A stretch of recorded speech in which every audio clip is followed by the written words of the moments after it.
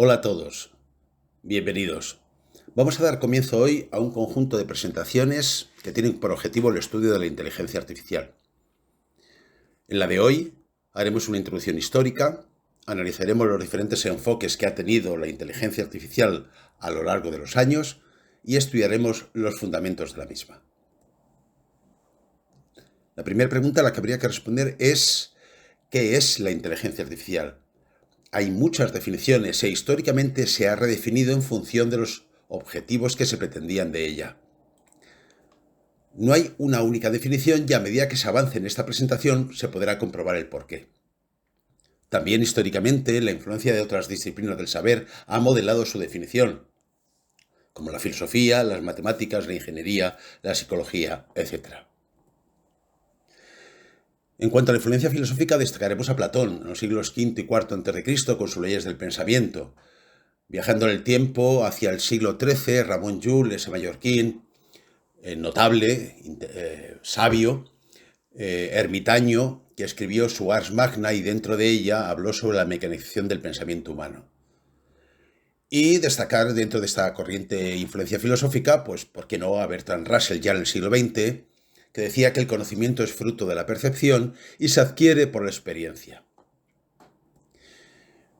En cuanto a la influencia matemática, vamos a destacar al que se considera origen, punto de partida de la cibernética moderna, de la computación moderna o incluso de la inteligencia artificial moderna, Alan Turing, con su máquina y test de Turing, que son dos cosas distintas y que veremos con un poquito de detalle más adelante.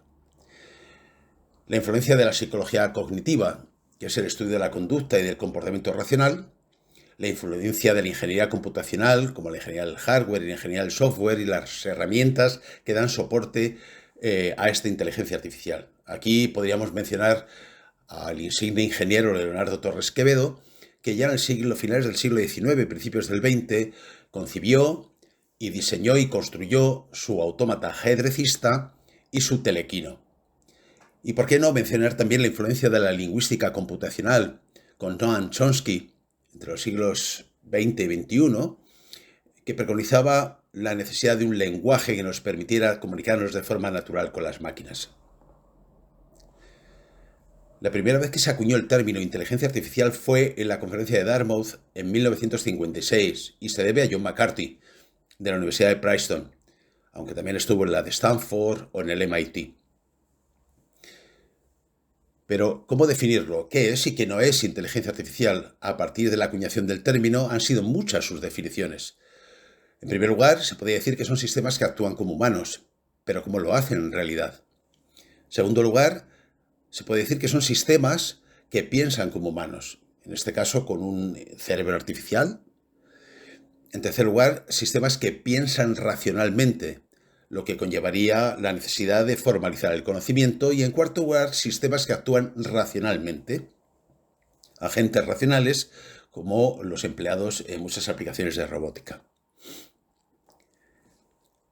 En las dos primeras definiciones se ve claramente que se trata de idear sistemas que piensen o actúen como un humano. Es un problema complejísimo. Los sistemas que piensan o actúan como humanos, habría que preguntarse si tienen conciencia. Y además, ¿qué es la conciencia? ¿Es solo el conocimiento de la propia existencia? Y si así fuera, ¿las máquinas de inteligencia artificial han de ser conscientes de su propio yo?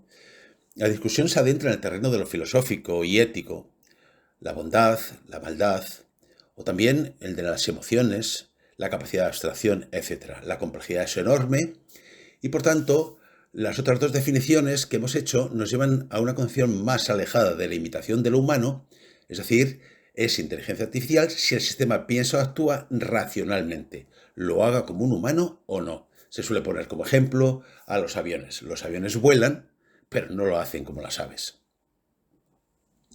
Russell y Norvig en 2004 propusieron una clasificación que aproximadamente responde adaptadas a las cuatro definiciones que se han mencionado. En la parte izquierda de la figura vemos los sistemas bioinspirados, más próximos al humano, y en la parte derecha los sistemas no bioinspirados, que son más próximos a la máquina. En la parte superior aparecerían los sistemas diseñados para pensar o para pensar racionalmente, y así tendríamos redes neuronales artificiales, de las cuales hablaremos un poquito más adelante en otra presentación, y la ingeniería computacional, que son básicamente las dedicadas a los sistemas expertos.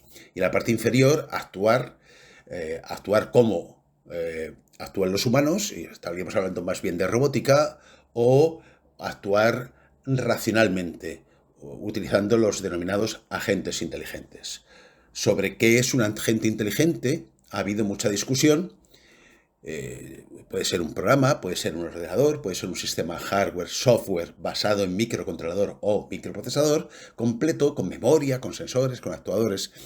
Se puede afirmar que es cualquier sistema capaz de tener un comportamiento inteligente, reaccionando a los cambios del entorno para adaptarse, aprender y hacerlo de forma autónoma. Podemos recordar aquí a un Nexus 6, a Roy Batty, de la película de Blade Runner, o al malvado Ash de Alien Octavo Pasajero, dentro del gran grupo de sistemas bien inspirados, incluso ChatGPT. Y en la parte de la derecha, para sistemas no bioinspirados, podemos hablar de Microsoft Copilot, o podríamos hablar de esas aplicaciones que hay tan interesantes, automatización de quirófanos, donde la precisión de esos elementos muchas veces tienen que ver más bien con los sistemas expertos que con sistemas bien inspirados, y los coches autónomos, como un conjunto de agentes que colaboran entre sí para llevar con seguridad un vehículo, sin conductor, claro. Probablemente la influencia de la máquina de Turing y del test de Turing, anteriores a la propia invención del término inteligencia artificial, tuvieron una enorme influencia en las definiciones vistas y en los enfoques o paradigmas posteriores de la inteligencia artificial. En los últimos años, con la disponibilidad de ordenadores de gran potencia de cálculo, junto con grandes bases de datos y el renacimiento de implementaciones clásicas de la inteligencia artificial, como son los sistemas de decisión / clasificación, como las redes neuronales artificiales, los árboles de decisión o los métodos estocásticos y o predictivos, se ha dado un gran impulso a la inteligencia artificial, en el que la controversia, por su definición, carece de importancia. Alan Turing, al que se suele asociar con el símbolo de Apple, con esa manzana mordida, dado que Alan Turing se suicidó mordiendo una manzana envenenada, es para muchos investigadores el comienzo de la cibernética. La computación en sentido amplio, pues incluye procesamiento, el control, la comunicación, etc. Y de la propia inteligencia artificial. La máquina de Turing no es una máquina física, es un modelo conceptual, pero perfectamente definido, que permite entender y abordar la complejidad de un algoritmo, conocer las capacidades de los sistemas de computación y vislumbrar sus límites. Consta de una serie de componentes y de principios de funcionamiento que podemos agrupar en 4 puntos. Primero, consta de una cinta infinita con celdas que se extienden infinitamente en ambas direcciones. Cada celda puede contener un símbolo perteneciente a un alfabeto. La máquina de Turing posee un cabezal que puede realizar las 2 únicas operaciones permitidas sobre las celdas: lectura y escritura de símbolos en las celdas. Contiene también un conjunto de reglas que determina el comportamiento de la máquina, es decir, permite decidir a la máquina qué hacer en función del valor del símbolo leído y de su estado. El número de estados de la propia máquina es siempre finito, incluyendo el estado inicial y el estado finado de parada, si es que existe. En esta figura lo que hemos hecho es una representación de esa cinta como una ristra infinita de ceros y unos, y un cabezal de lectura que se desplaza de izquierda a derecha para leer esas celdas, y aunque no está recogido, también en ese movimiento el cabezal también se puede mover hacia arriba o hacia abajo para recorrer en anchura también las infinitas posiciones que tiene la cinta en una única celda. Y también representar al propio Turing con esa cinta infinita que lo rodea y que me parece bastante simbólico. ¿Cómo es el algoritmo de la máquina de Turing? En primer lugar, comienza con la lectura del símbolo actual de la celda. Después, se consulta la tabla de reglas y se ha de encontrar una regla para el símbolo leído y el estado actual en que se encuentra la máquina. Después se realiza la operación de lectura y escritura, dado que no hay más operaciones, sobre la celda. Finalmente se mueve el cabezal a la izquierda, a la derecha, o bien hacia arriba o hacia abajo, y se cambia el estado de la máquina. finalmente aparece el estado de parada o bien de vuelta al principio de este algoritmo de la máquina de Turing.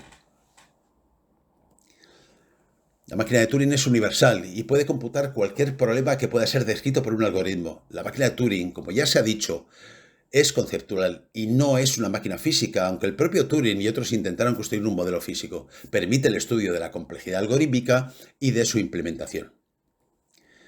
Su objetivo es evaluar, en cuanto al test de Turing, el objetivo es evaluar la capacidad de un sistema para tener un comportamiento inteligente que fuera indistinguible del que mostrara un ser humano. El test de Turing no evalúa la corrección de las respuestas del sistema, sino que parezcan humanas. El propio Turing consideró que si el sistema bajo valoración es capaz de convencer a un evaluador de que es humano durante el 70% del tiempo que dure el test, de unos 5 minutos, entonces la prueba era un éxito. Se ve ya la influencia del test en los desarrollos de la inteligencia artificial y su uso en el desarrollo de humanos virtuales y bots. ¿Cómo se realizaba este test de Turing? En primer lugar, un humano o interrogador que pregunta a dos participantes, una máquina y otro humano, sin verlos y sin saber de quiénes son las respuestas que recibe. En segundo lugar, la comunicación se realiza, por tanto, siempre de forma remota, es decir, no ve a ninguno de los dos participantes, ni a la máquina ni al ser humano. El objetivo es determinar cuál es el humano y cuál es la máquina a partir de las respuestas que recibe el interrogador. Si el interrogador no es capaz de distinguir entre uno y otro, o si se equivoca al hacerlo, se considera que la máquina ha pasado la prueba. Como no recordar aquí el test de Voight-Kampff de la película Blade Runner, que tenía por objetivo distinguir o saber si un individuo era un replicante o era un ser humano. ¿Qué paradigmas de la inteligencia artificial podemos estudiar? Básicamente hay 4 enfoques o paradigmas. Aunque ha habido muchas influencias y muchas definiciones, podemos resumirlo en 4. La primera es el paradigma de la inteligencia artificial basada en reglas. Las decisiones se toman basadas en reglas. Es el más antiguo y está presente en prácticamente todas las disciplinas mencionadas anteriormente. En segundo lugar, los basados en la representación del conocimiento humano. Se trata de resolver problemas complejos. En tercer lugar, basado en el aprendizaje automático, lo que se conoce como Machine Learning. El sistema aprende para adaptarse mejor a los cambios del entorno. En mi opinión, esto es lo que caracteriza básicamente y modernamente la inteligencia artificial. Sistemas que son capaces de adaptarse a los cambios del entorno. En cuarto lugar, el Deep Learning o aprendizaje profundo como evolución y mejora del Machine Learning. El sistema puede aprender y realizar tareas sin estar explícitamente programadas. Estos enfoques reflejan la transición a lo largo del siglo XX y XXI de una inteligencia artificial basada en reglas y conocimiento a una basada en aprendizaje y adaptación. Se ha de convenir, a la vista de lo anterior, que se puede ver la inteligencia artificial en 2 planos distintos. La inteligencia artificial como ciencia en sentido amplio, estudio, a veces especulación sobre los procesos cognitivos del ser humano. Aquí entraría en juego con mucha influencia la neurología y la modelización de los procesos neurológicos. La inteligencia artificial como ingeniería, llamada ingeniería del conocimiento, que se puede ver como inteligencia artificial aplicada y es donde se han dado los mayores avances desde la acuñación del término. ¿Cómo saber que se está ante un problema que hay que resolver con inteligencia artificial? En primer lugar, cuando no exista una solución analítica o algorítmica posible. En este caso, la solución es rígida, la misma, y está basada siempre en la misma por estocástico conocimiento, es decir, una base de datos del tipo que sea. O bien cuando se pueden usar técnicas heurísticas basadas en el conocimiento o en prueba y error y reconsideración de las decisiones que reduzcan la complejidad algorítmica a la vez que mejora la flexibilidad de la solución. O 3, cuando el conocimiento sea impreciso o incompleto y sea necesario la adaptabilidad y flexibilidad de la solución al proporcionar más y mejor o diferente información. Con eso terminamos esta primera presentación, espero que os haya gustado y os remito a las presentaciones posteriores. Muchas gracias.